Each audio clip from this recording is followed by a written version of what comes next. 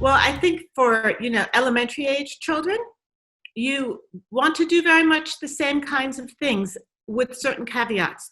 I'm a great believer. I mean, this worked for me, and I think structure in general works for children, to have a schedule as much as possible. And to have something like, on your refrigerator where everybody can see it.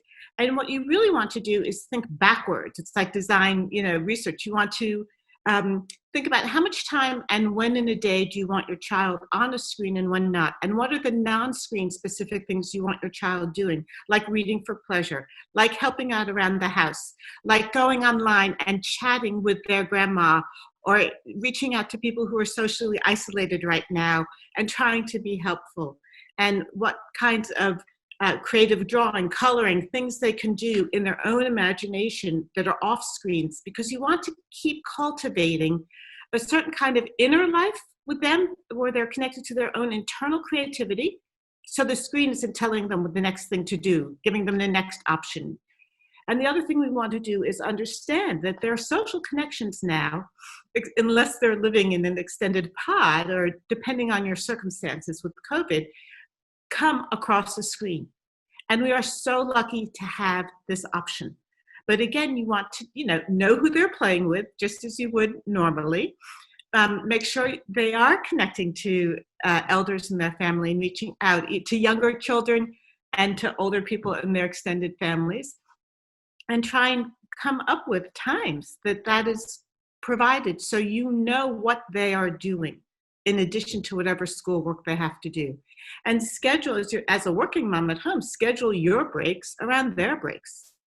Kids in elementary school do really much better if they know that first thing in the morning, they have your undivided attention, which they need. You need to set them up for the day. You need to review the day.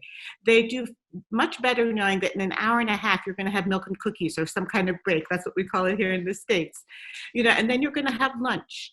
And then they're going to have rest hour. I'm a huge fan of rest hour. It buys us great time as parents. Very important. You're going to stay on your bed, stay in your room, have quiet time, no screens. Because that's actually how kids, another way they learn to rest, but also to be in their own inner life. And we really need to cultivate their relationship with their inner self. And then again, you'll have a snack in the afternoon. You'll go for a walk when you can hopefully take a break from your work, if at all possible, even 20 minutes if you can go outside with your kids. And like that.